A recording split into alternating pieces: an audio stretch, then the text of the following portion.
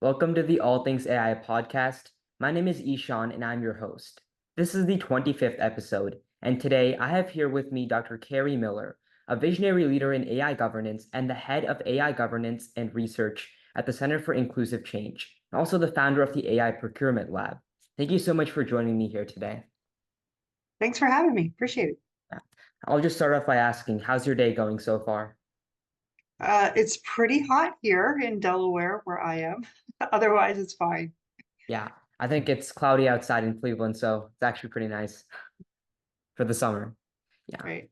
But yeah, with that being said, we can dive right into the first portion of today's interview, where I just want to take a look and learn from your work at the Center for Inclusive Change. So just to contextualize the discussion, what work do you do in your role? Mainly at the Center for Inclusive Change, it's a lot of research, just trying to understand what legislation is coming to bear, how people are grappling with that, new evolutions in the tech itself. It is a full-time job just to keep up with what's happening in the space. Yeah, no, that completely makes sense. One of the things that I've heard from previous speakers is that when you try to slap things like regulations and guardrails on AI technology, it literally is going so fast. Like there's so much new stuff coming in that by the time you understand what's going to work best, it might already be too late. Yes, that's very true. And in that case, I'll ask, what gaps have you noticed in current AI governance in your time doing research? Well, I mean, I have to begin at the beginning, which is literacy, AI literacy. So I'm seeing a lot of variability in literacy. And when I say AI literacy, it's layered. So there's basic literacy that all of us live in this world today. We use GPS, we use Siri, we use all these technologies. That's basic stuff. Like, where's your data going? Why might that be a problem? Basic. Then there is the next level, which is business application. So now you're starting to involve risks with your trade secrets and anything confidential. And is that going to get out and cause a problem? And there's more to that. The third level of literacy that's missing is domain specific literacy. So people in marketing need to understand what's going on in AI in their domain. People in the supply chain world need to understand supply chain AI for two reasons. One is to understand where it might get risky, and the other is to understand where the opportunities are. And so that collectively becomes a gap right now for companies because it takes time to Yeah. earn that literacy. Yeah. Now that makes sense because even when you have this technology, there's so many different ways that it can be used and so many new products coming out. Like, I mean, one of the other things that I do, another initiative that I run, really focuses around finding the best AI tools for common usage. That's one of the jobs there. And so the thing with that is like free ones, that's one aspect of looking at it. And there's paid ones that are also really good. So the thing is like even in the free and paid ones, there's so many different ones to choose from. And I think finding which one best suits the business or marketing needs that's like $1 million question for companies on how to improve their productivity.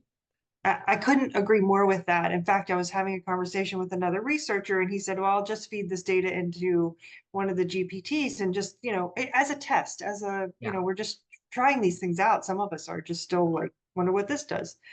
And what was interesting to me about his statement was that he had not considered that even the GPTs that are available, ChatGPT, Llama, Claude, Bert, Gemini, they all have strengths and some of them have weaknesses. And some of them don't deal with, data analysis as well as they might deal with, a literature review.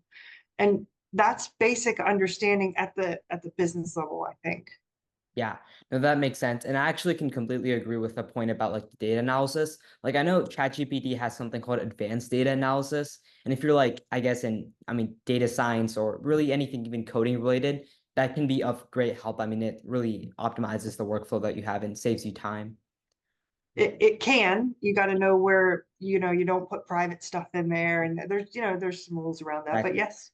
And I love that you brought up like private stuff because that's the segue to the next question. And earlier on, I think it was 1 or 2 weeks back, I was reading Casey Korzov's article about how A16Z and they're developing AI models, and then there's Andreessen. And how everything that Andreessen is doing isn't necessarily leading to the best AI models. So Andreessen's a huge VC and they've set up like this model on how companies should make their AI startup. But in certain cases, it isn't necessarily working out because when you test the AI models that Andreessen is help making, there's like huge data leaks. I mean, that those models are really easily vulnerable to. And so I think that's where the privacy aspect really comes in. And one way to fix that is by adopting guardrails and regulation. But in that space, one of the gaps that I've noticed myself is that here in the United States specifically, there's a lack of like governmental regulation that's strict. Like I can take Ohio, for example, as like just because that's where I'm from. Like if a law is implemented, it's not like a law applies differently to one person than the other. It's supposed to be uniform, at least ideally. So that's where I think AI regulation really is kind of controversial in a way because there's no governing body that can make this uniform. Organizations realize that it's a dangerous technology and that they need to regulate it. So, on that note, have you noticed any inconsistencies where different organizations and companies are adopting a varying approach to this regulation? Oh, 100%. And it does come back to literacy of what each organization understands. The second test is risk appetite. So some organizations are willing to take on more risk. What more often happens is this stuff comes in the back door, individual employees are using things, and all of a sudden that becomes the company's AI posture. And they don't really have their hands on it. On the other hand, there are companies that really are like, whoa, we're not letting anything in here. We don't want it, to disrupt anything. And they are very restrictive. And then there's everything in between. Some of the more disturbing stuff I see is, the big players. You have Amazon, you have Google, you have Facebook or Meta. So these are the big players that are doing all the investments. Sometimes they will cut corners on safety features. And when they do that, this is classic big business stuff, right? It's like, do I invest in this and pay now, or do I wait and see if I get caught and then I pay later? And they will often take a wait and see if I get caught approach, and then they'll cure it before anything gets to a courtroom, Yeah, which is awful. It's it is just because dangerous for the rest of us. yeah, in that process, like someone could get hurt, and then obviously the company might try and make a settlement or something, but it's Exactly. it's not really a sustainable solution because it's only going to get worse over time. That's the other thing, because as these models get more powerful, so are the hackers and everyone that's trying to exploit them. Hmm. Yeah. Absolutely. So on that note, my final question for this portion is what risks are really posed by the lack of a complete AI governance system? I mean, I guess if you could like outline one or two of them and give examples. Yeah, I mean, from a business perspective, there's two categories. One's from a operational legal liability business perspective. You certainly don't want to be caught doing things that are against the law. Yeah. Um, Anything. It could be stealing someone's data, exposing their privacy rights, whatever those things are. Uh, but then on the other side, the second thing would be the risk to people. The human aspect of these, the human impacts of some of these systems can be detrimental. I mean, when you think about just trying to get a job today and how many jobs you have to apply to, because if your resume is not bot optimized, you're at the bottom of the list. Like that is detrimental to a human, to their psyche, to their belief that they're a valuable member of society, that leads to escalated drinking and maybe drug use and physical abuse. So yeah, there's a lot to the risks. Yeah. No, I completely see where you're coming from with that. And the bias is really in these models. I mean, it's been proven to actually exemplify those gender stereotypes back in like from the 1800s, which Yeah, are long gone. That's just one thing. I mean, the IRS's AI models that they're using for tax auditing are literally racially biased against, I mean, minorities. And that's really just showing that even in the earliest stages, these models are so biased. So I think companies are the ones that need to take up the responsibility and maybe like vet through every single data point. I mean, I feel like that's something that's hard to do, but maybe it is the right solution because you can't have these models, like you said, like putting someone at the bottom of a job pile or even college admissions, like looking at someone's score, for example, and automatically taking them out of the question. Like those are the type of things that I think are really important that aren't being exactly. covered. Yeah. Yep. But with that being said, I want to transition into a different portion of this interview, which focuses on people that maybe would call themselves more AI enthusiasts and are interested in learning about this technology. So we're going to explore emerging interest in AI. So for educators and students interested in this technology, how do you recommend that they get started?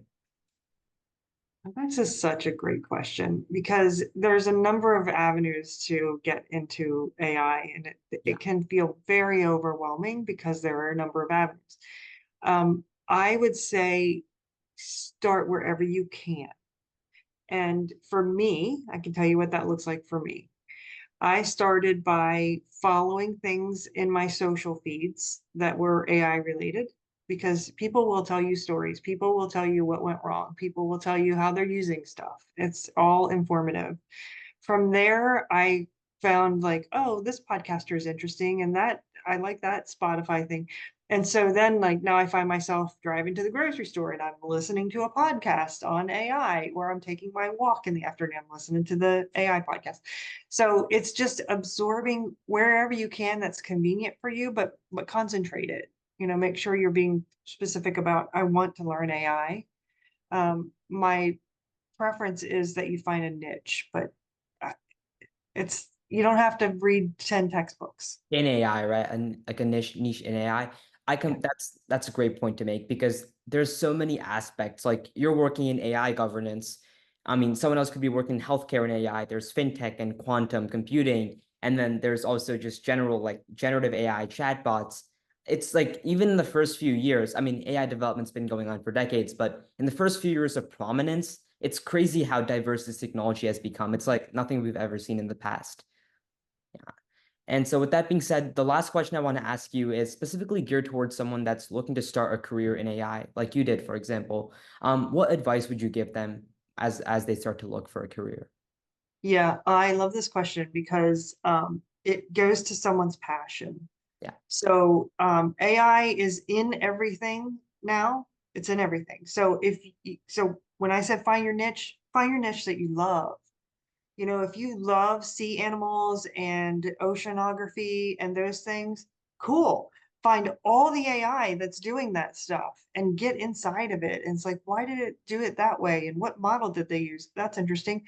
Well, that one used that model. And all of a sudden, you're becoming a niche expert and starting a career down a path. Even if you're not going to call yourself a data scientist or a coder or whatever, you still need these skills.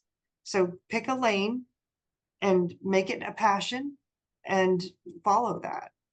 And I myself can say that to certain lengths, I've been doing that. I mean, with AI itself, because I explore many different aspects of it as a diverse tech, but even I'm like interested in, for example, like the finance aspect to a lot, but also how AI can like empower communities because I mean, there's like AI models out there these days that use predictive analysis and see which homes, for example, are most likely to be foreclosed and things like that. So there's amazing applications that this has.